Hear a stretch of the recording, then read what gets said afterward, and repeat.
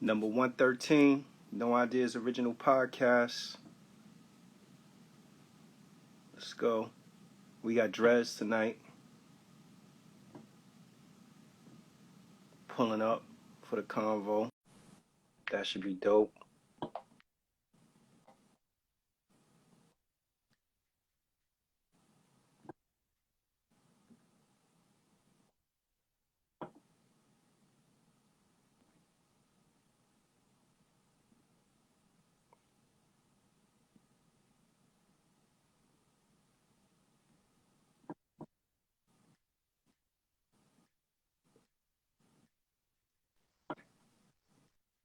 Here they come, yo. Here they come. What's good? What up, yo? What up? Not much, man. Crazy, crazy day. How y'all been? How you been? Hey, Yeah. I've been alright, man. Been alright. Just waiting on a couple of things to transpire from last week, and that's about it. Okay. Says Rob is unable to join.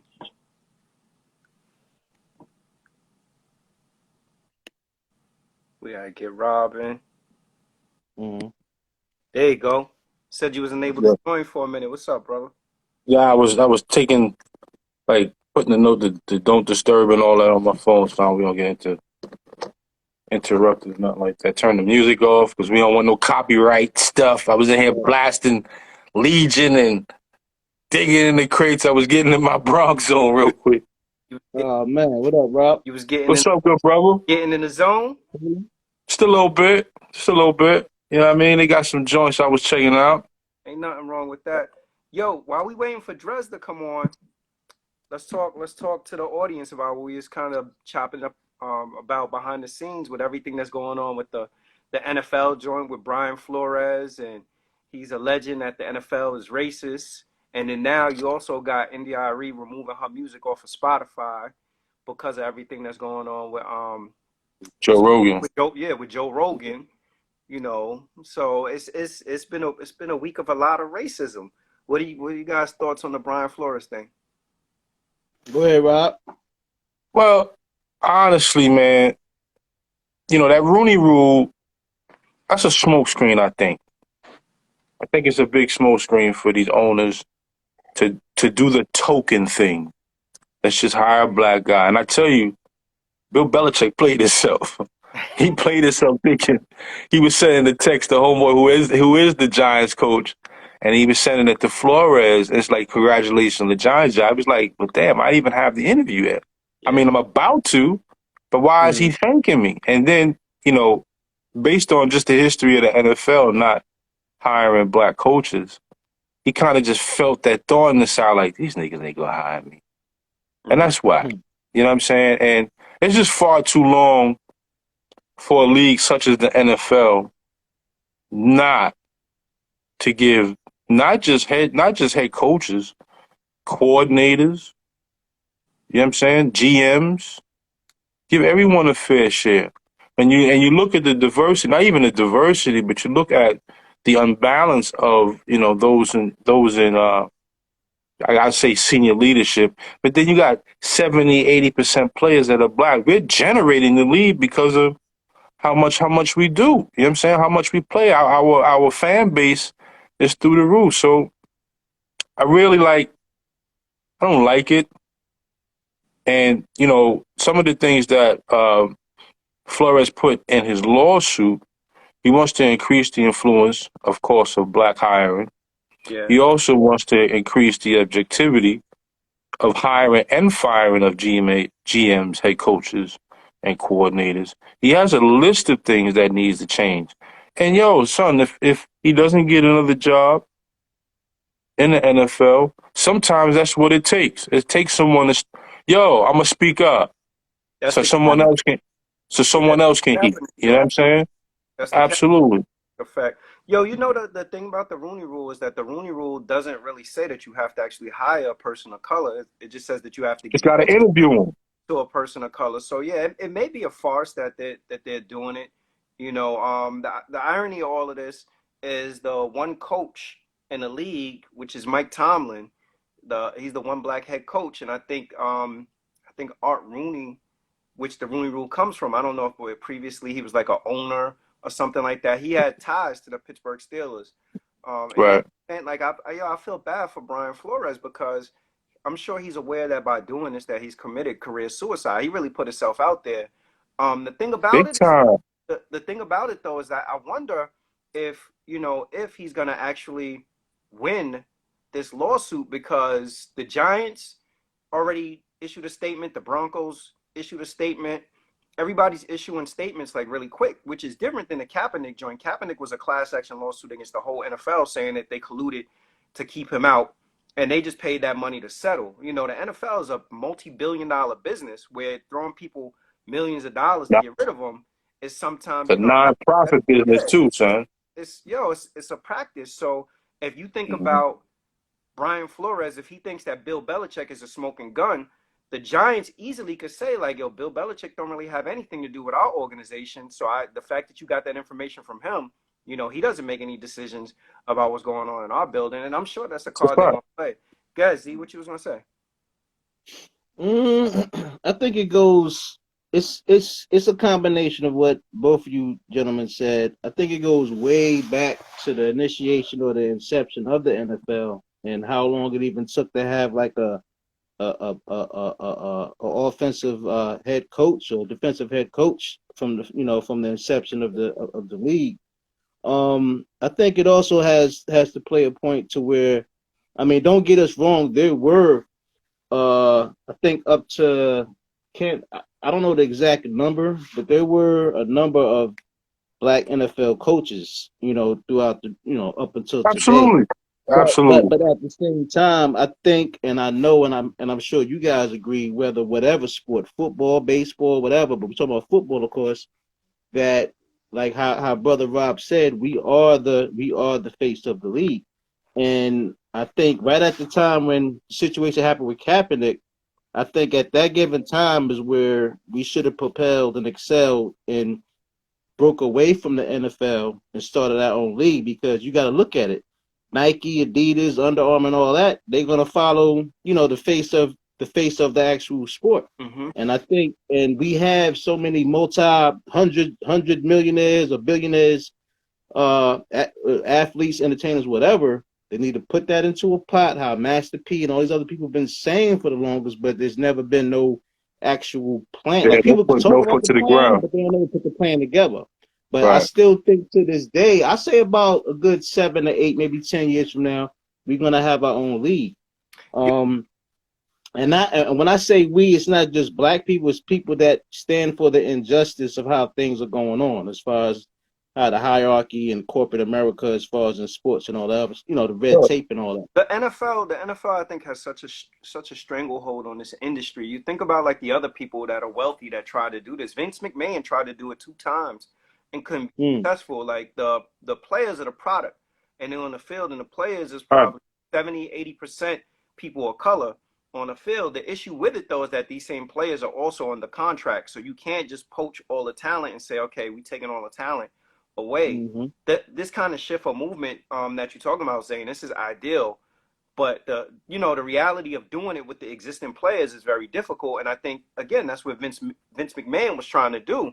Vince Mm. McMahon was trying to set up his own league and create his own players and a whole different dynamic to be competitive in that market. And I don't think that any sport will ever outdo the amount of revenue that the NFL actually generates. I think I that's don't know. Like, just a fact. But if you could get a piece, if the NFL is a multi-billion-dollar business, and as another football league, you could make $1 billion or $500 million industry out of it, then that in itself is a success. Like this stuff with Brian Flores, I don't think is any different than anything else that we see going on in society today. Like in corporate America, where people take and they give these interviews, and then a lot of times it comes down to, the way it's framed is we went with whoever we thought was the best candidate, which in some regards that's true. Sometimes it is the best candidate. I just think that in order for them to actually have a good process around the Rooney Rule joint, they need to have 100% transparency also. And that's I right.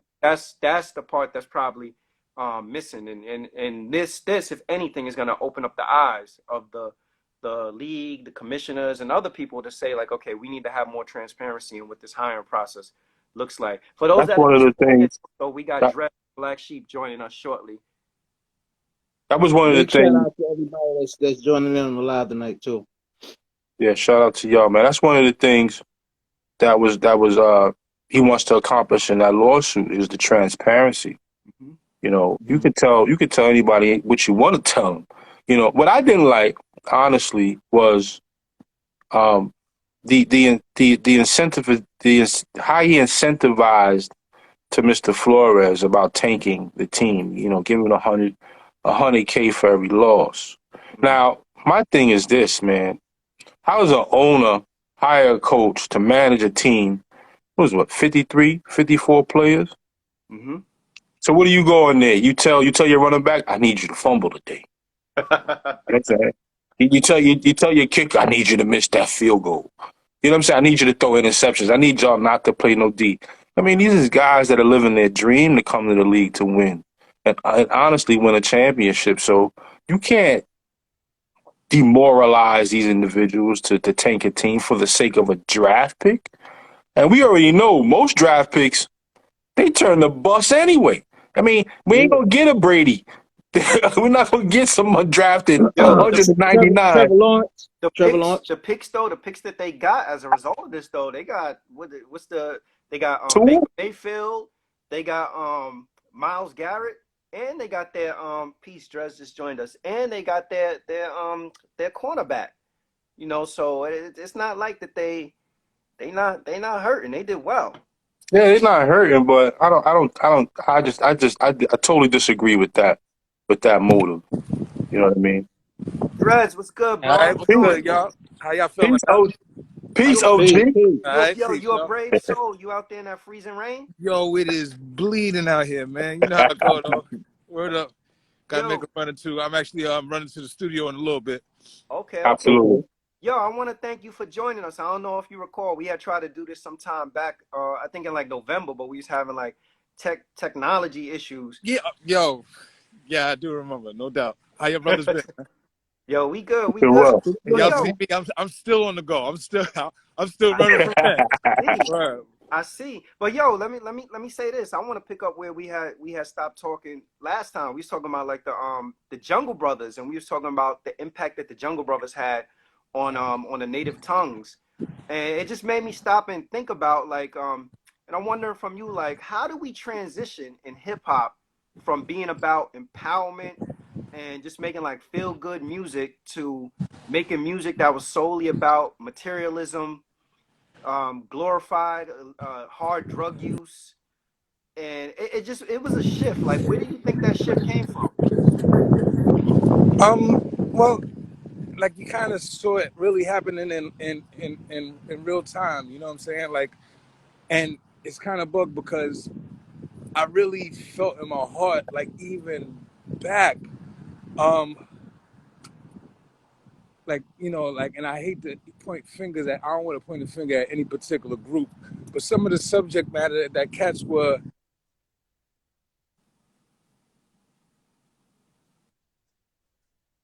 wasn't going to play well as far as the community, and Right.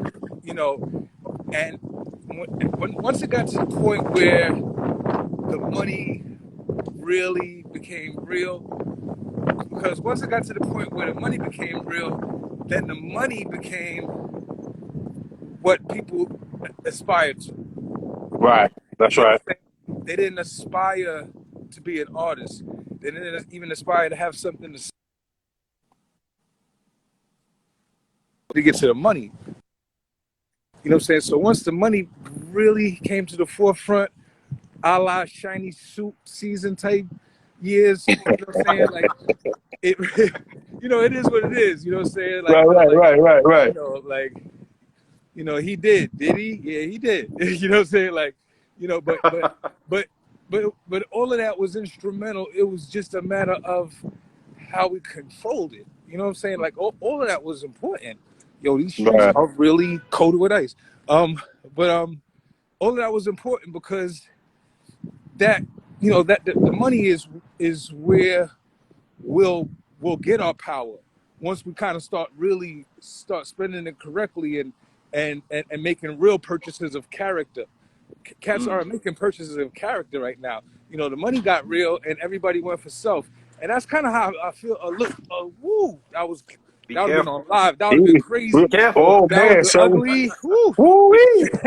We don't want that, son. You know what I'm Yeah, saying? man. Yo, Almost, no cigar. But just to say, you know, but once the money got real, then everybody really started, you know, feeling like, all right, well, I have to sustain this. I can't fall below this. You know what I'm saying? Right, This is feeding the family. This is possible legacy. And so some of the alliances and even brotherhoods, right. you know, yeah, like not to say that they died, but it took a back seat, you know what I'm saying? And it's almost like you kind of got to understand, but at the same time, what I don't think cats really didn't understand was that together we all made more. And mm. cats really couldn't see that because I think everybody got to a place where they were self-sufficient. So they didn't want to rock that boat, you know? And you know, and I, you know, like, so everyone else had to understand that. You know what I'm saying? Like, you know, like as much as I wanted to rock that boat, I had to understand that. I had to, you know, like not say anything because, you know, I had to respect. That's what it is, you know. That's right. You That's know, right. for each man, you know what I'm saying. Yeah. But I felt like as each of us got on our feet to the degree that that our vitals would be taken care of, then we could start pooling our resources. But it really seems that, you know, more money you get, the more it's not more problems, but it's the more that you're trying to show for it. Mm. You know what I'm saying? So, you know, like it's like almost like impossible for cats to live within their means once their tax bracket is great. Get you on that hamster wheel. You know what I'm saying? Yeah, for sure, Yeah. you know. And, you know, it's not hard, you know, like it's not hard and it's worth it because it gives us the opportunity to have some paper to do something with. You know, I wish, you know, all of the cats with 100 million, all of the cats with 500 million, all the cats with a billion, I wish yearly they did things for our community because they're there now. You know what I'm saying? Right. And you know, like, yeah, I'm not trying to count nobody's money, so I always find myself in a position that right now I'm striving to be in the room with them so that I can promote what I'm saying. You know what I'm saying? Right, It's hard to right, tell somebody to do something when you're not in the room with them. You know, That's right. so yeah. I get that. So probably for the first time in my life, I'm really focused on. I feel like I've done everything but make real paper. Let me get some real paper because I feel like there's some real conversations that I'd like for cats to respect when I say it. Mm. Um, Right, you know, and I know what that takes. You know what I'm saying? I can't say it from my vantage point. Cats are gonna be looking at me like I'm dissing Tupac. You know what I'm saying? I'm like, you know, that's not what it was.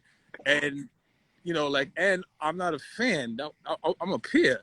You know, Mm. that's me play. You know, like cats that play LeBron. You know, like they not hugging his nuts. You know what I'm saying? Like if you playing in the league, You in the league you too. don't hug the team, anybody's nuts. Yeah. You know what I'm saying? And then on any given night, you give them the business. You know what I'm saying? Period.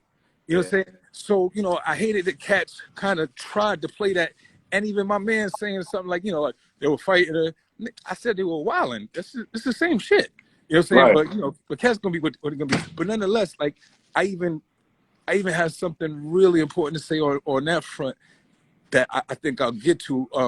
But you know, like I've spoken to some family that's really close to me. My man Shah used to hustle with, Mm. Shajin, Dr. Shajin, Hmm. otherwise known as Bashir Jordan. Mm. You know, like Okay. he did over 23 years in the feds. You know, and Mhm. this was my crew. This is me bumping my head, and instead of going back to my crew, going to the natives, but my crew went on to do a lot of things. You know what I'm saying? But just to say, Sha was one of the youngest brothers in our crew, and he wound up doing, like I said, over 23 years in the Feds, and he wound up being with Tupac's father, and Oh, wow. he helped him write the book. What's it called? Thug. It's the book that Thug that was Immortal? written. What Excuse me. was it? Thug. Thug Immortal? What was it? Not Thug. Shit. It's just escaping me. It'll come to me. But whatever book Tupac's father wrote with the word thug in it, you know what I'm saying? my That's brother, right. my brother, Dr. Shajim, helped him write it. Now, I say that to say this, that I spoke to Shah the other day, like he's home now and doing very well for himself. But just say, I'm talking to him the other day, and he's like, yo, I like for you to elaborate with brothers and share something, like I helped his father write that book in the federal penitentiary, and it was given to Pac for him to be a liaison, for him to get it to brothers in the streets Wow. that were gangsters. Right. From a man, Dr. Shajib, and from Pac's father, were the words that it wasn't for him. He's not a gangster. He was never a gangster. None of it was for him, but being that he was the one that was asked to bring it, he got caught up in what it was. And this is from brothers way above my head as far as street ability that I'm having a Right. conversation with. You know what I'm saying? Like, even when I talk about the street, like, like I got out the street to get into music. You know what I'm saying? I'm far from what these cats, Right. you know what I'm saying? Which is why I was able to identify real easily, what cats aren't, because, like I know what it is. Yeah. That's right. So I wasn't trying to shit on them, but I was trying to say that, yeah, we were all young and we were all Right. making a lot of mistakes and trying to find ourselves, him included. So, sometimes when cats hold on to something, they're not understanding that they're holding on to the thoughts of a child. You know what I'm saying? They're not always going to be as prolific as life would have them. We'll have them to be. Right. You got to mature. And another thing, too, like if we are going to speak on solid, there's one thing that I don't think people have really spoken to the degree that I wish they would. Now that time has passed by, and we could look at everything in retrospect, there was one person that didn't have anything to do with any of that. And that was Big. How about that? Word How up. about that? Nothing to do with none of it. None of How it. So, about that? so your solid man got a little frazzled, you know what I'm saying, threw his man up in the pot. And when the truth came to light, he never went back and cleared it. So don't talk to me about solid. You know what I'm You saying? know what? And that leads, I mean, That's the reality that Big ain't here. And he had right, nothing to do with that shit. Yeah. Nothing. right. And that leads to the next question I want to ask you too, Dres. God bless you, bro. Listen, there in hip hop in the 80s and 90s, it had all its element. And it still has its element today, but there's one element that I believe that is missing that was so prevalent and very strong in the 80s and 90s. And that's knowledge of self. Yeah. Having knowledge of self, having at least some sort of a moral compass, some sort of social idea what's going on around you, even a spiritual principle intertwined in there. I mean, thank God for the 5%. We would have never known what Malcolm was talking about or any of them Yeah, no, if you didn't dig into that. And you know, even in some of today's music, you hear about Morris culture, you hear about without uh, question. Without question. meditation. You hear about alkaline water. Yes. The What's 5% your thoughts on what's really missing in? Yes, sir. What's your thoughts on what's really missing in today's music, or today's culture as far as hip hop? I mean, a lot of what you just said, like like not to force any type of religion or anything on anyone, but having the opportunity to digest many different things, intelligence creeps in there. So Mm-hmm. the 5% nation, you know what I'm saying, like you didn't even have to be righteous. You was inadvertently gonna get some of that knowledge. You know what I'm saying? That's what I'm saying. Right.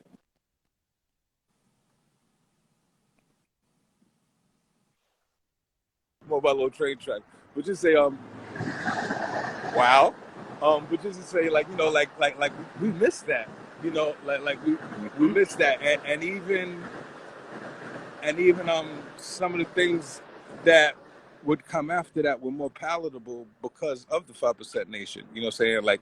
Like you could kind of understand a little bit more, you know, reading into the Nation of Islam, or even just looking at world culture, you know, civilization, Right. and having an Yeah. understanding of what's going on the undertone. Globally. Right, yeah, without question. It's very important, you know, and especially for a lot of cats that weren't very studious, you know. Right. But you'll find that there's some of the most brilliant minds, Yes, you know, sir. that exist. Or like Sure. I've met some of the most intelligent brothers that, you know what I'm saying, that, you know, that life granted degree to, you know. Word. Why is intelligent? Look at why is intelligent. Yeah. Yeah. Yeah. What up? Yo, What up? Dres, somebody in the audience said, "Are we ever gonna get a Chi Ali and Dres album?" Not an album, but we got a single. I'm actually probably gonna put some vocals on it tonight. But just say, How about that? we got some cool stuff coming. Like a lot of cool stuff is definitely coming, man. For real. I've been working real hard. I got some really cool projects coming, and you know, I really look forward to cats hearing an old man. You know. Word up. Yeah, listen, and there's one project I'm really intrigued about. Is your D&D project. We'll talk about that a little later, you know what I'm saying? Because, I mean, Dilla was something magical, man. And for him not to be here in this time is it's an escape for me, man. It's like, wow, man, because this man made some great music, man. Dilla. Dilla was the best, man. Dilla was the best. I'm actually laying some joints on a track tonight by DJ Dres, who came up with Dilla. You know what I'm saying? Like that. For me to go to Detroit and be around his childhood friends was so inspiring to me, man. Right. And like Dez, who learned with Dilla. Like, this is my word. Like I don't know what the disconnect be sometimes, but yo, like, if you love Dilla, then you should definitely be, you know, whoever is an executive. If the closest thing to Dilla right now is DJ Dez, like they literally, you know what I'm saying, learned together. Like, you know what I'm saying? Like, cats sometimes it's like cats just don't connect the dots, you know what I'm saying? And I can't wait to lay some stuff on his stuff, because like Dilla, you know what I'm saying, he's very special. You know what I'm saying? Yes, like, he is. Yeah, man, big time. Yeah, the drum Talk- later talk- night talk- is literally is insane. All right. Talk about in that process you meeting what's his name? Amp Fiddler? Yeah. Talk about that, brother. He made some great music, man. I like that guy, man. And come to find out, his spirit is crazy. Come to find out, he introduced the MPC to Dilla as well as Q-Tip. Well, I don't know about Tip, but I know he introduced it to Dilla and Dez. You know what I'm saying? They used to go over his crib, go down in the basement, and share time on an MP. You know what I'm saying? Learning it as kids. You know what I'm saying? He used to play in bands like Funkadelic and what have you. So he was in the neighborhood and had equipment and you know and all types of just musicianship around him. You know what I'm saying? So he opened his doors to Dilla and Dez.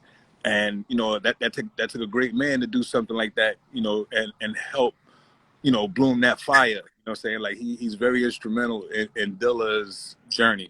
He was one of the first ones to identify that he was a special kid.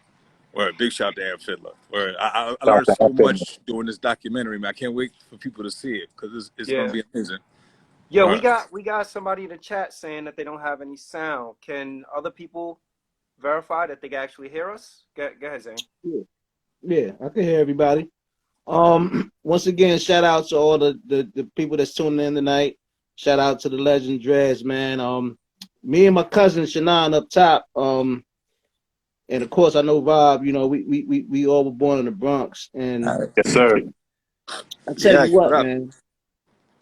When Flavor of the Month first came out, that changed a lot as far as how I looked at hip hop. Now, now I think Flavor of the Month came out like what, 91? Mm-hmm. Yeah.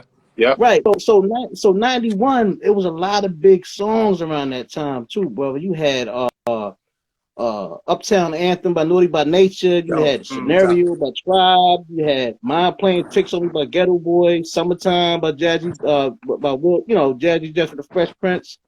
And a lot of good dance music, right?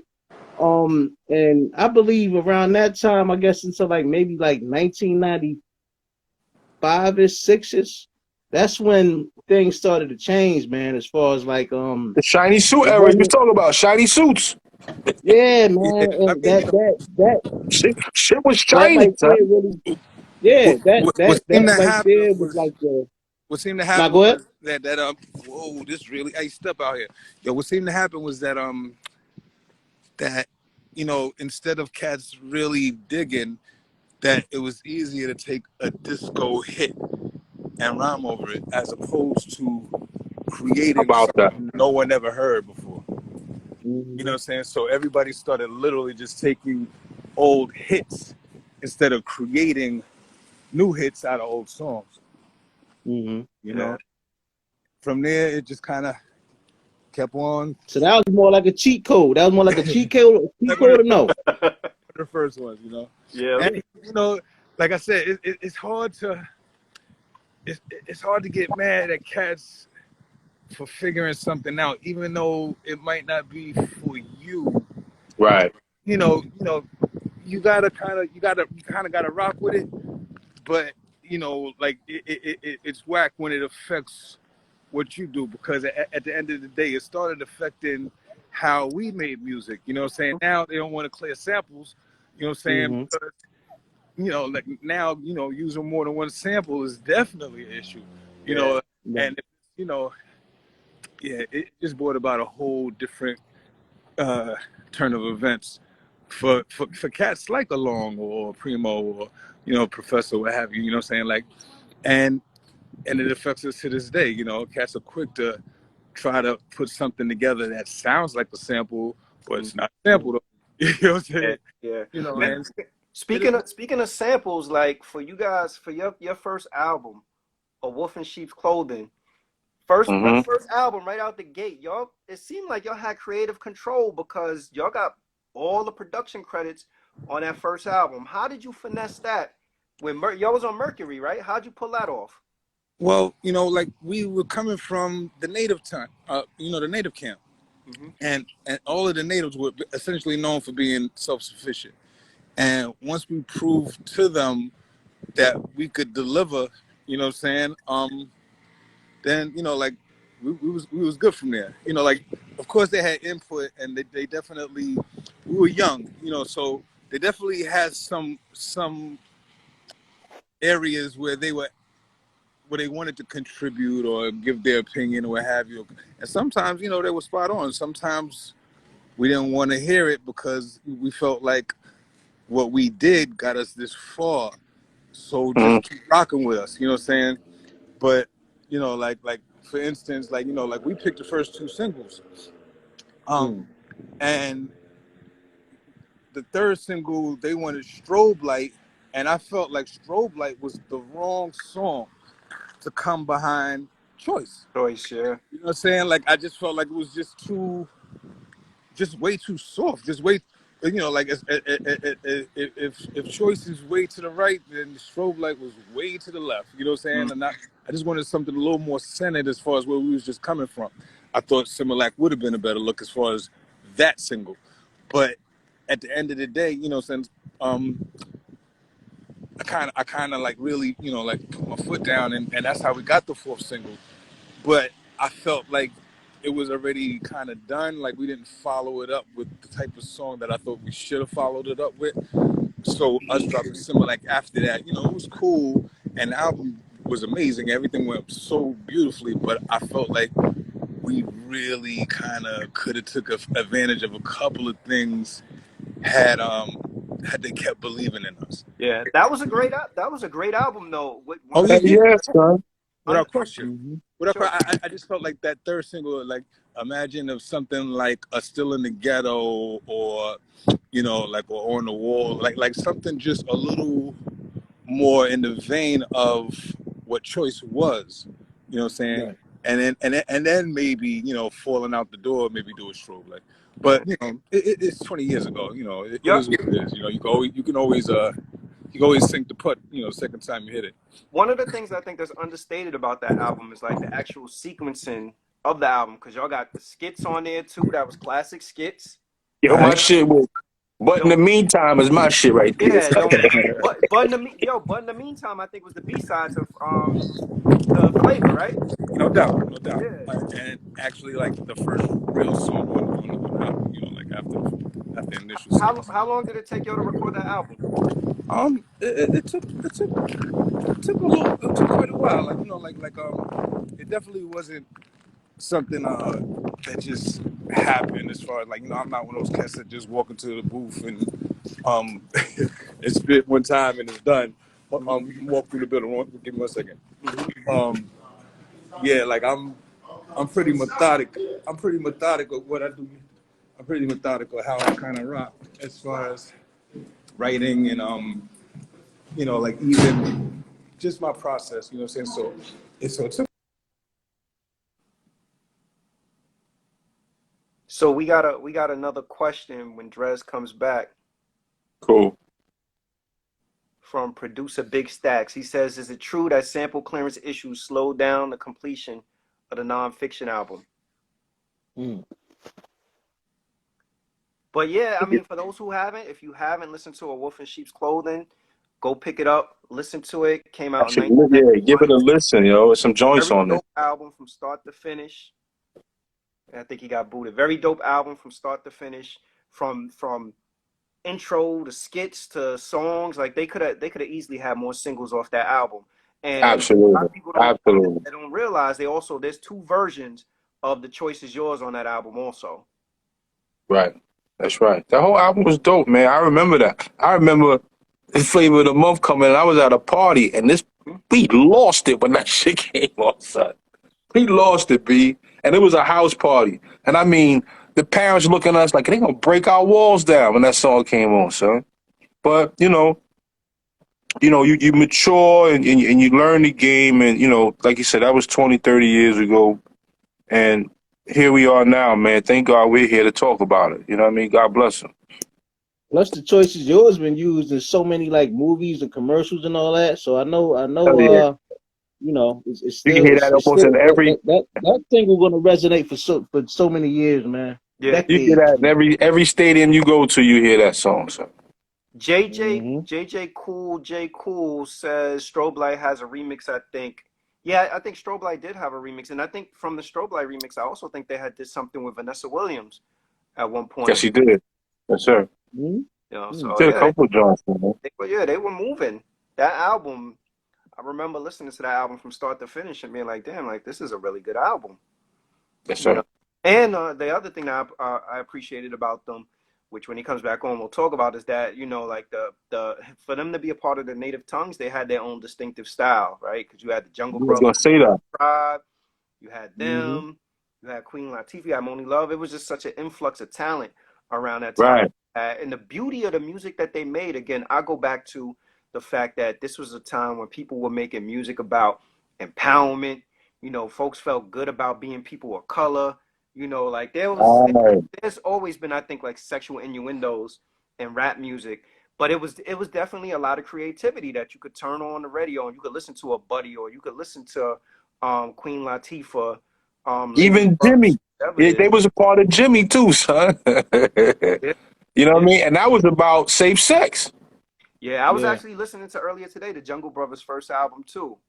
Mm-hmm. And I thought about it. I was like, I was like, when did the Jungle Brothers album come out? When the Jungle Brothers' first album came out, I wasn't even a teenager yet. I Was wasn't even, 89? yeah, that's exactly when it was. Damn, Rob, you spot on. It was 89 when it came out. And I remember, I think, because my older brother, shout out to Kenyatta, he was listening to the Jungle Brothers. So they had Jim Brownski, they had I'm Gonna Do You, Straight Out the Jungle. Straight Out the Jungle. Oh my gosh, son. We used to And then listen to that album religiously. second album, they had JB's Coming Through. JB's Coming Hey, Through, Black Woman. Mm-hmm. What's that album that they had a girl out house? Yeah. Girl, That lie, how yo, that's quick. I was thinking about that too. Yo, that was like probably like the Wow. first big When crossover. that came on, it was crazy. You had to know how to dance, son, because the dance floor Yeah. was loaded, son. You had to know your two Yeah. step. That was But you probably know like what, Mhm. Jersey. Dres sonically, his voice, it defined time. It was trapped in time. It was smooth. It was silky. It was like, "Yo, this dude is super smooth with it, and he's spitting like Yeah. it wasn't nothing aggressive. It was something you could just chill and you be smoking, you drink. You'd be like, yo, that shit is hot, son. I like that shit, B. Mhm. I Mm-hmm. like that cool shit, B. You know what I'm saying? And like you said, him being a part of the natives, it was just a change of pace. You know, you had Tribe, you had Daylight, you had Jungle. You know, and it just felt fresh for them to come in at the tail end of the team, so to speak. So De La Soul. So De La yeah, Soul, man. absolutely. Telling you, man. Just thinking about them, them days, waking up on a Saturday morning. You know what I'm saying? And you watching Yeah, so you video wasn't even a music box teenager or yet. whatever. Nah, I wasn't. I wasn't even. I wasn't even a teenager yet, and I was listening to like all my music was coming through my brother. Like like whoever his Yeah. musical influence was, he bring in the house and we listened. Like I remember listening to his Fat Boy albums. Wow. Times Dope. Like dudes like that. Like Cool We have Savor. variety. We have so much variety then, man. So much variety that you can pick and choose. And if you didn't want to listen to that one, you can listen to this one. It was a great time, man. It's a very great time. Yeah, and then the other thing is like, for them to me, like in that period, it wasn't about the commercialism of it. Ah, When I asked Dres, when I asked him the first question, and I was saying to him about like how materialism and all these other things have kind of found their way in the game, like the era where it shifted for me, honestly, is like the era where I became a teenager. Like like the early to mid '90s is when it hmm shifted, and that's when all like my favorite rapper all time, Nas. But I think like he's one of the people with the catalyst that shifted music away from being fun to being talking about the street stuff. Him, G Rap, like dudes like that, they Right. shifted it, Mhm. and from there it just went to something completely different. But there were still people that was making fun music. But now it's to the point where you turn on the radio and you rarely hear any of that. Like that to me, there's a lot of critique and criticism for drill music. But one of the things that I do like about drill music is like What's up? I like watching the videos and seeing the kids dance and have a good time. Like the Yeah. content Okay. and all that I can't really get with because I can't relate to it.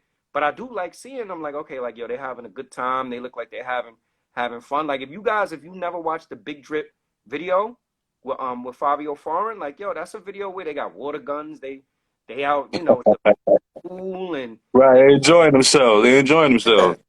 yeah, and it just makes me think about like, remember when we would turn on Video Music Box and you see the videos with leaders of the new school, just hmm bugging out, having fun, doing their thing, or you see how you call it, like Just dudes at another the roller factor skate that or won't whatever keep it me was. It was home. just about it was a different time. The music was fun. And it should always be that, man. Music is inspiring, man. And that's why I asked the question about that element being gone because it inspired not only the artist but the audience. It made you want to go look for a book, or it was cool. Like it was cool to be smart. It was cool to have some damn sense in your head. You know what I mean? And be able to think for yourself, and and not go out there. You had a choice. I like one of the things he said during the last interview. He said, "Yo, Fife was the moral compass." He Hmm. said, we would all jump the fucking turnstile. Fife would pay his token. Fuck y'all. I'm not doing that. You know what I'm saying? But that's what we had. We had those options available to us to choose to say, I'm gonna do that, I'm gonna not do that. Now everyone is just a follow. There's no one daring. Let's go back to Brian Flores daring to do something that other people won't do. You know what I mean? Yeah. Yeah, that's true. Schoolie D. I can't forget about Schoolie D. Being positive was I don't know if you're saying being positive was the shit. Not jump off the bridge is over. Yeah, now we just had like I think even the music that we thought was edgy was still like Mhm. music that was it was just a different type of vibe. And again, like I'm not trying to diminish the quality of music that's Today, out today. Because I know we've right. had discussions, and I always tell y'all that I'm like, yo, I'm not trying to let my ears get old and condemn what the young cats is doing, because I remember a time when my parents was like, yo, what kind of garbage is it that They was you calling listen it straight garbage, right? you know? Exactly. So, So yeah, so like it's just a different era. Like there's just been a shift, I think, in content and what content sells.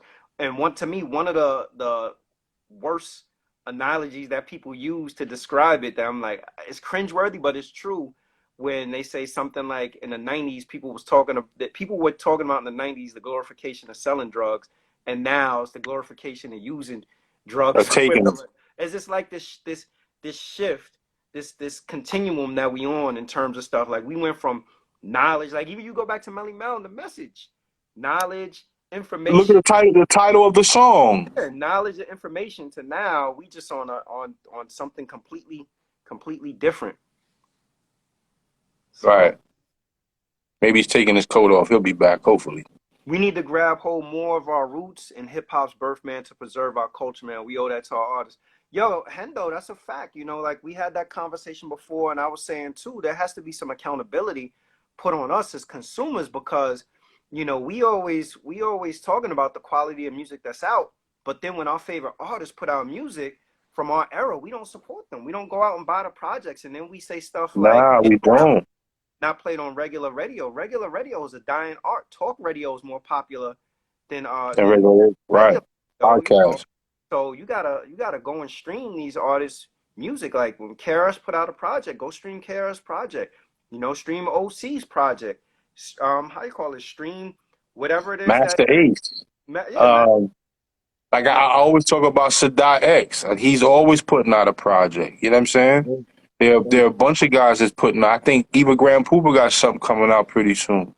That's a good voice to reminisce about and hear what he has to say about today's world and social things. So they're out there. You just got to dig a little deeper, man, and not be so attracted to what's on the surface for face value, man. Just dig a little deeper, man. You find out they done did a track yesterday. Like, oh shit, yeah. this is new. That's Yeah. I think the real, is it the real Evan Cleef?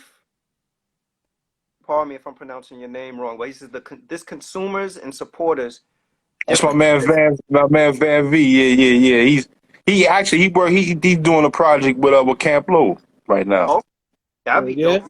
Yeah, I like Camp Low too. But there's a difference, I think, between consumers and supporters. You know, there is. Right. I would agree with that. I buy the big artists. I buy the big artists that I rock with. The beauty of it now is that you don't even have to buy. You know, you could stream. You could stream, like the direct to consumer element makes it easy for people to just do music and upload music. Just play more than 30 seconds so they can get their half a penny. Just keep playing it, man. Part of our culture, we didn't think versus- about being on records or signing no deals. That's a fact. We didn't. But when the money got involved, and people figured out how to monetize it, and consumerism came into play, it's like what Dres was saying. You know, that the money takes the fun element out of it. The money. As much as we love hip hop and being in the park and the jams, I think that the money is what took hip hop out the park. That's just my opinion. It did. It absolutely did. Because, that was organic to lace up a light pole and bring your equipment from your bedroom down to the park with crates of records. And, you got your team out there and you just playing music like you in your bedroom. But you're playing it for your hood, your community, or your block. You know what I mean? That's an element that I truly miss, that, to be honest with you. And even then, you had your beef, you had your shit going on, but there was a period where you threw on a certain song and there was no beef because everybody wanted to be a part of that. You know what I mean? It's the dancing or whatever. Yeah. It's a different world now, man. Very different world. I just can't wait to versus have some more of these like 80s and 90s artists. Like I would love to see who they would have Public Enemy go up against, or somebody like Ice Cube, or even like, as far as like Black Sheep, Native Tongue, Jungle Brothers. Like I would love to see like Native Tongue go against I don't know, another big group. That'll be good for the culture, man. Where Nas dropped 3 albums in 1 year, I'll drop the albums in 1 year. Yeah, Nas then found the fountain of youth. That's a fact. Yeah, I'm Sonically, really 'cause I waiting. think sonically he's heard something that's pretty reminiscent. Hip Boy is pretty dope, man. He's a musician too, because he plays a lot of different instruments. So you see someone knowledgeable in their craft, it makes you like, well, damn, he's doing all that. Let me really put something down and make it worth putting on. We dinosaurs now, these kids. I Uh, can't wait to hear what this King Disease Part 3 is gonna sound like. You know. Yeah, you know something though. There are some. I would say, in terms of us being dinosaurs to these kids, I think maybe in this country, there we're is dinosaurs. there's definitely that gap. Bridging that gap is rough, and I don't know how we do it. But I think the stuff that Nas is doing now and actually reaching out to incorporating some of the newer artists, I think that'll help people go back and look at a Nas catalog. But if you go abroad and you go to other countries where people are students of hip hop, that gap is diminished drastically. Like people are Yo, still they want all listening. that '90s music. They want all that '90s heat. Yeah. One of my homegirls fathers that live across seas, he's still going to hip hop events, and he's like 60 plus.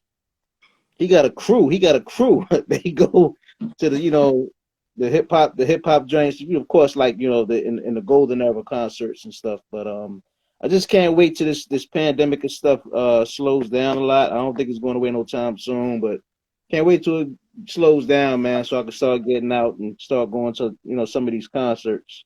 You Let, know. let me ask this question just to kind of flip the responsibility, because I think like as people as us being older folks that probably grew up on that music, so there's an element of nostalgia, of course, associated with it.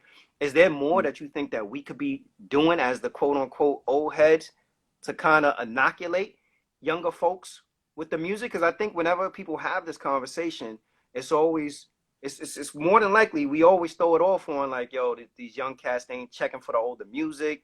They don't they high quality, they can't appreciate it. They don't like it. It's just a whole bunch of other reasons why I, that I think I, they can't embrace it. But what is it that we could be doing differently to actually get them to embrace the music? I think that they will have to like visit something like the hip hop museum. You know what I'm saying? Out in New York. They would have to watch movies like Wild Style, uh, uh, uh, uh, But how do we get Electric them? How do Boogaloo, we get Breaker Two. to that? Because all that's out there, and It's the all museum is accessible on their built. phone. They don't got to be home to tune in. I'm not. They I'm they not they talking got about these this. phones. I'm not talking about What the you talking physical about? piece of it and accessibility, because we got technology that makes everything accessible to us. I'm Right, talking about what is it right. that we're missing that does not, it doesn't make them say like, yo, I want to go back. I want to and look at what it is that laid the foundation. Because if you think about our era, there was something in our era, and I don't want to speak for y'all, but I know for me there was something that made me say like, I want to go back and hear and learn and appreciate my parents' music, and I don't know if it was the sampling. I don't know if it was me hearing the how you call it, the use of their music and some of the newer music, or I don't know what it No, was, but it was that something was exactly it. back That then. was exactly it. Because when you hear a song and you think about your mom's waking up Saturday to get it clean, you be like, damn, that's that Diana Ross song. But then, you got De La Soul on it. So the blend of that made it just made things work. To your question, I think I think from an older standpoint, we need to be more present. And what I mean by that is musically, talent, whatever it is, we have to, we have to be more present with these young individuals to give them the tools to have them understand. Look, you're here, like he said, you're here because of what we've done then. We're responsible for music being out in Oklahoma and Texas and all these different areas globally. Because, places that, outlets like uh, MTV Raps was much different than uh, Uncle Ralph. Because Uncle Ralph, you know what I'm saying? Ralph McDaniel was just in New York or the tri state area. But when you listen to MTV Raps, that shit went to Minnesota. You know what I'm saying? It went all over the world. I think the presence of these older cats and myself, yourself, and us, we need to be more present. We need to be more willing to share some of the jewels that we learned back then. So I think we're just silent. We're silent. We're sitting back, and it's just a little bit judgmental. Almost like our parents. You know what I'm saying? Because I remember the first day my mother came home singing "Flavor in the Air," and I was like, "What the fuck are you doing?" The other day you was telling me to cut that shit off, and now you coming to work. Now you coming from work talking about flavor in your ear. But I was like, so she got it now.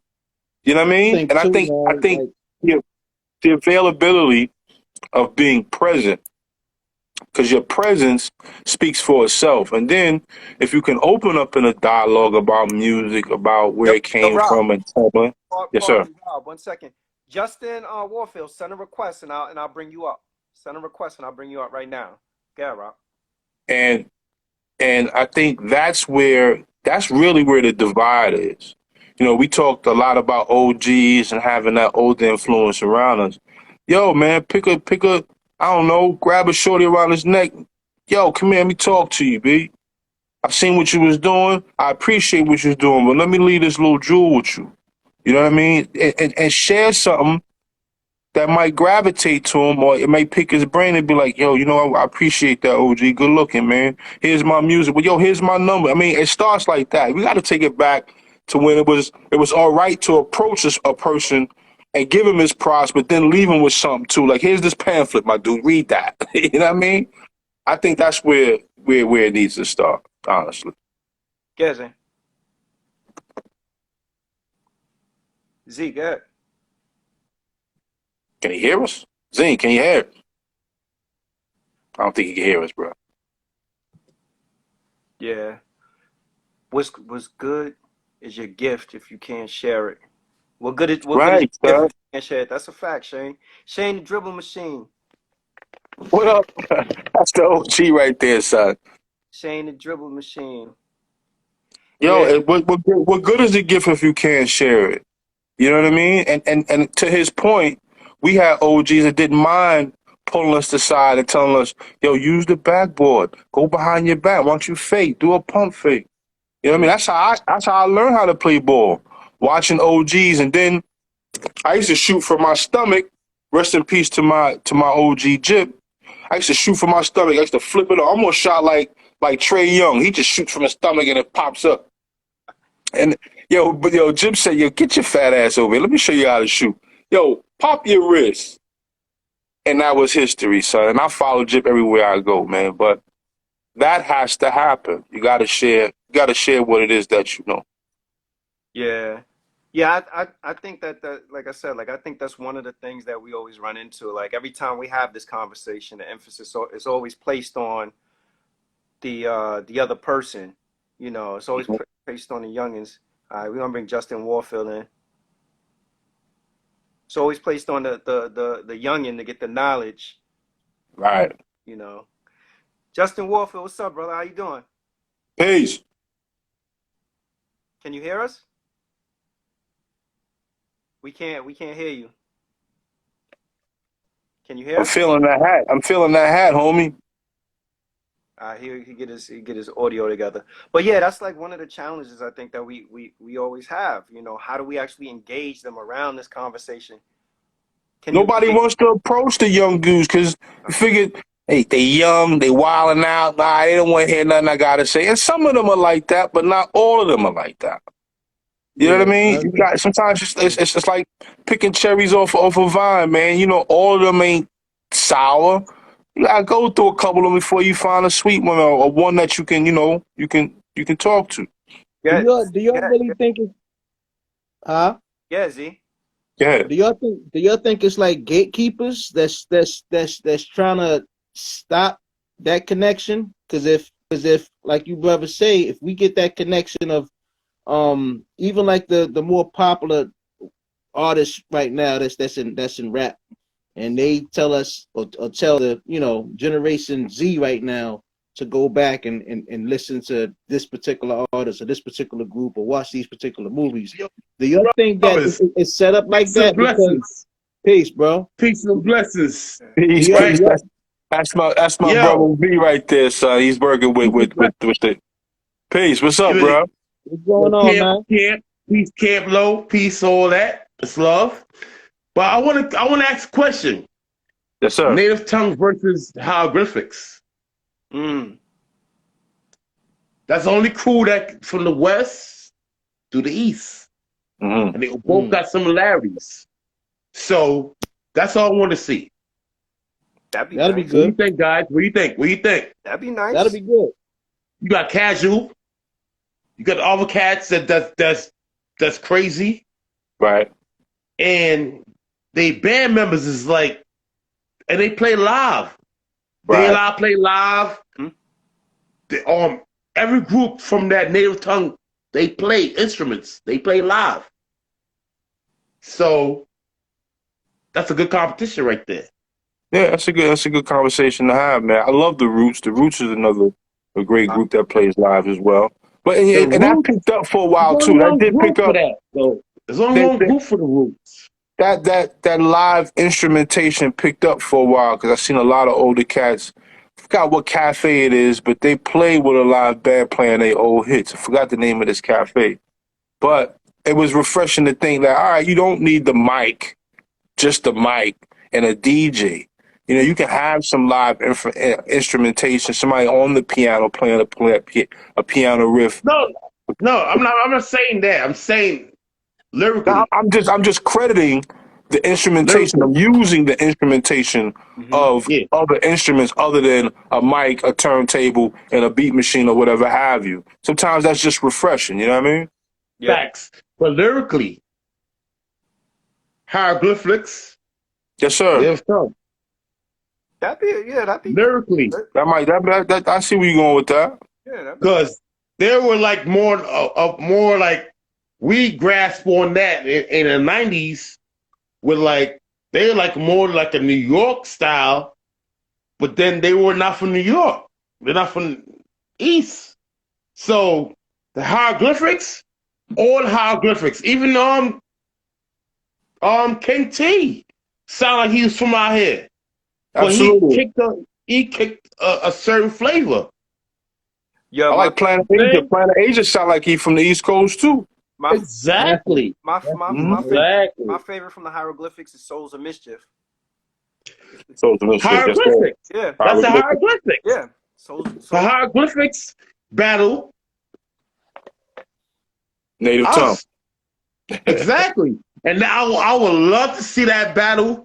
When Dres get back on, tell Dres, yo, man, Set it up. he did a great show in Fox with the Diamond Crooks. Cause we all Diamond Crook. I'm Diamond Crook out, so I don't care. So Hold on. Camp Blow's performing at Foxwoods. When? they're supposed to do it soon, 25th anniversary. Mm-hmm. So we rocking that out. I'm Van Cleef, Chiba, Suede, everybody rocking out. Yo, we need I'm doing my thing. Camp Low on the podcast. We need Yo, Camp get us Camp Blow on the podcast, good brother. Yeah, matter of fact, I'm tag on Suede and Chi right now. And Do that. I appreciate that. For those who don't know who Camp Low is, if you can't call yourself hip hop and don't know what This Is It was. Yeah, they crooks. You They can't crooks. you can't call yourself hip hop and not realize Diamond Crooks, man. that Ski Diamond Crooks. Yo, Ski taught me a lot of things, man. And I don't call government now, but Ski was gonna come on the podcast, but I know Ski is wrapped up doing he does a Smack Pack challenge. Ski's right now. He chilling right now. What time it is? He good. He goody. Yeah, but I'm gonna send him the joints. I'm gonna send him right now. I'm tagging him right now. Everybody tag right now. He chilling. I appreciate that, bro. I love you guys, man. But yo, hieroglyphics, get that popping. Absolutely. Somebody call up Swiss. Matter of fact, his name ain't Swiss. His name is Kassim.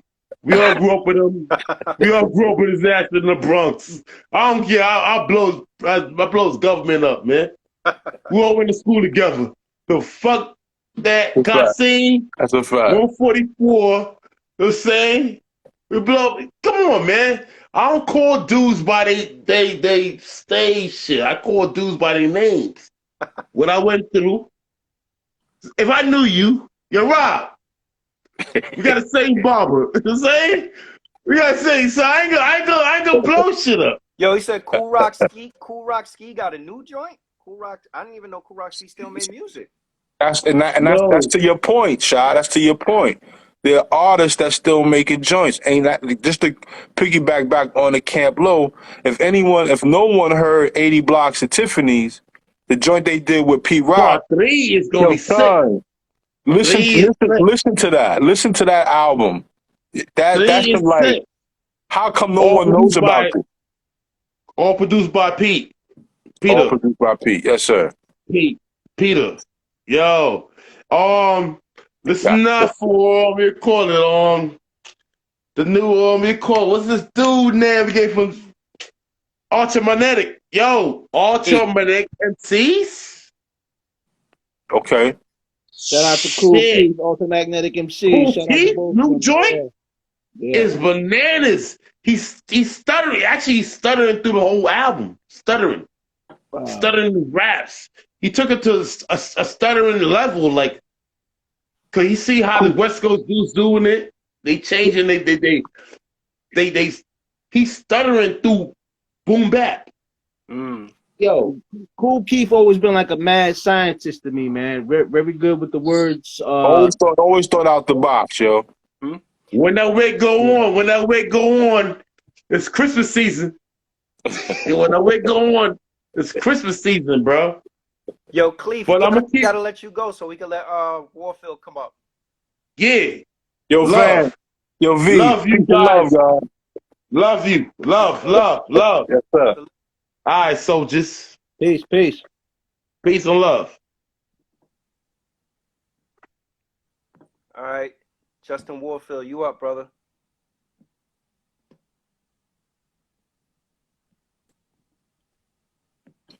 Come on in. Yeah, bro. I worked with that brother Van. That brother Van, man. We worked up in Connecticut together. Come to find out, we from the same hood, B. We know the same people, yo. Yo, I ain't mad. I'm a Souls of Mischief fan too. There you go. Can you hear us? Yo, what All is right, there we cracking? go. What's Yo, going son, on? I'm feeling that hat, son. What's up with that, bro? I'm feeling that hat there, kid. This is a great conversation you guys have going. Thank you for allowing me to be a part of it. Nah, I appreciate you. Absolutely, man. You when I think when you were coming in the last time, we were talking about like how do we bridge the gap and what is it that our generation could be doing to sort of reach back and embrace the younger generation to get them more familiar and comfortable with the music, because I think anytime we have this conversation, it's always about that the younger generation is shunning, Yeah. the older generation. So what are your thoughts on that? I mean, I don't feel like I have the magic bullet, but I think it's twofold. One is like if you adopt the like get off my lawn old guy philosophy, then like Right. just off top you're going to put people off. And it's like if you like you guys were talking about generational stuff, right? And you dropped a lot of jewels, but when you were talking about like, oh, Moms is listening to like Diana Ross or somebody like cleaning up, and then you're like, well, that was in my song.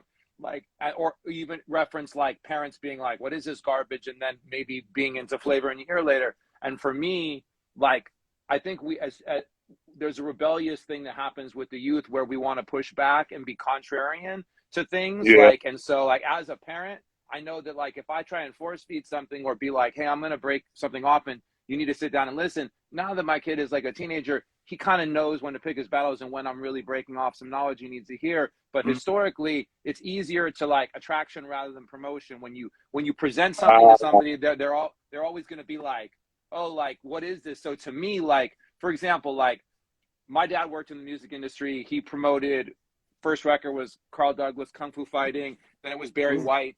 And then it was when the Jackson 5 became the Jacksons. Then when Michael went solo, then Luther and Tina Marie. And so like I was around all of that, but my music was like, oh, what's Nucleus Jam on it? What's Dougie Fresh and the Get Fresh crew and the show? What is Run DMC? What is L? What is the Fat Boys? Is the Real Gateway Drug? Right. And then it became deeper and deeper and deeper. But if somebody would have been like, an older guy would have been like, let me put you up on this, and like I'd have been like, bro, like what are you talking about?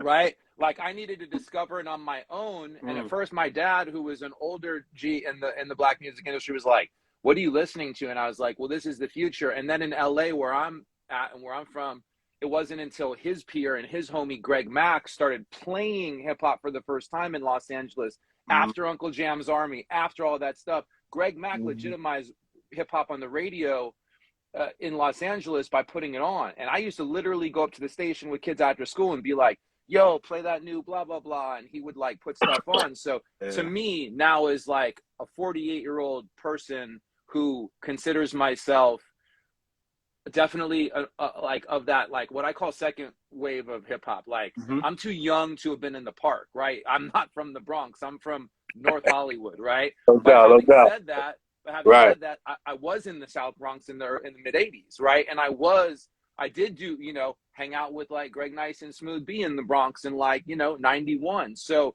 I think that like our wave, like I think our wave is like the golden age, because there's the foundational stuff, the Herc, the Mel, the Kaz, the Whips, and the Flash, like, Flash, the Zulus, right? But then like that next wave that came, like I'm in Zulu Nation. I was put on by, you know, Zulu King Malik Levy and like and Africa Islam.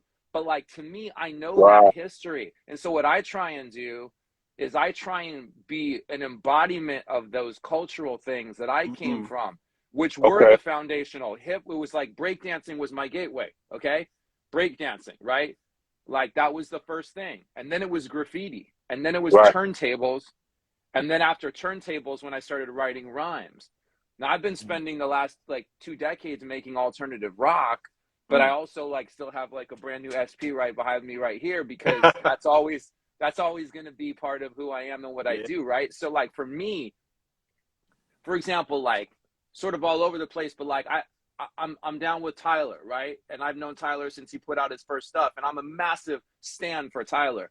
But like Tyler, I've had conversations with him where I'm like, yo, you should check out this, or you should really like, if you like that, you should get into this. And he didn't even know for the first 15 years, whatever we knew each other, he didn't know that I even had a history as a hip hop artist who dropped a song on MTV Raps or on Video Music Box and all that. And so once he knew, he was like, oh, word. And like, so then he would see like, well, when I'm talking about native tongues, or when I'm talking about artists from my generation, our generation, so they have to find it on their own. So what we have to do is not hate on the new. Like I have to be able to take my son to the shows to see, you know, all those MCs like who I may just be like, really MC, like, you know, it's like, it's a low bar now, bro. Like it's a low bar, right? But at the same time, I also think we have to have the awareness, dude, that like there's revisionist history in our minds. Cause we're like, I always say that like, to me, watching like Leaders in the New School in Chelsea at a club and like watching Stretch, you know, spin at a club that I performed at in 91 and these things, that was like Woodstock to me. Like you were talking about Dres, who's the homie, was talking about Fife, you know, Malik not jumping turnstiles. So I remember like when Jerobi, who was really the person who walked me into this whole world as an 18-year-old kid, when Jerobi and me were like jumping turnstiles with Brand Nubian and hanging out with Large Professor. And to me, I was like Henry Hill in Goodfellas when he walks in the Copa and he sees everybody. You know what I mean? Like that's real. It was a hip hop muse for you. Like, where am I at? Like, what the hell is going on? I mean, like you guys are from there and lived it, but can you imagine being from a city that really obviously changed the world through Ice-T and NWA and Dre and Cube and all of that, and even before that, later Snoop and tons of stuff. I came up with Farside and with House of Pain and with will.i.am was in the clubs. All of us, like it was a rich scene, but it was different. So imagine for me what it was like when I went to like Latifah's birthday party. There was some MTV joint, and like I met Lakim Shabazz, and he gave me props, and I was like, "Oh, bro!" Like, I was like, "Oh my god!" Like, because that to me was like a little culture shock. That little culture shock. Yeah. So all of that to say, like, you guys are talking about things that are so real to me, but we also have to be cognizant of the fact that not every song that dropped between 88 and 93 was great. There was garbage. Absolutely. Oh, that's a fact. That's a Yeah. fact. It's a lot And of but a lot bullshit of out us there. old dudes, are like, nah, man, like it. And it's like, well, there was also some junk, right? And the truth is finding the jewels now. The things that Alchemist is doing are incredible. The things that Planet Right. Asia that I just heard what he did with Evidence is incredible. There's so Right. many artists who are making great music. Like you talked about the stuff that Nas is doing with Hit Boy. Like, dude, I heard a track that Che Pope played me the other day that's unreleased. I'm not going to say the artist. And I was like, classic. Like, to me, Instantaneous. dude, there's always great music. The difference is the multinational corporations that used to promote the great art do not see the value in signing or developing that art. And so it's not in the mainstream. And what's in the mainstream is whether you go You use, back 5 years. I don't mean to cut your wisdom. You use the key word development. You use the word development. How important are A&Rs, if I may ask? They're gone. That's that should tell you Well, how important they are. well, I still work in the industry, and I actually do A&R for a new music technology platform, which is some whole other thing. But let me just tell you, the A&Rs are not incentivized to find these artists. Like there is no Dante Ross who's making records with KMD or De La Soul or Brand Nubian now. There are no artists like, you know, like the cats that used to be at, like, my first manager was Steve Rifkin, and so I used to be around the Loud offices like before they put out Mobb Deep, when it was like Twista and me and a couple of other people. But there's nobody looking for the next Havoc and Prodigy. There's nobody looking for that. They're basically like, Right. like they're looking for something very different. They're looking for hits, and there is no artist development in any record industry that's majors. Forget hip hop. There's no alternative rock or like country development. You'd have to go to Nashville to try and be developed, and that's like a farm system. So like for us right now, we have to support the underground. We have to give props to the people that are actually doing it at a high level now, because the other thing is this, bro, like when I was really, really, really into whether it was Divine Styler or whether it was Kwame or whether it was Dres, like that wasn't for my dad. That wasn't his generation, right?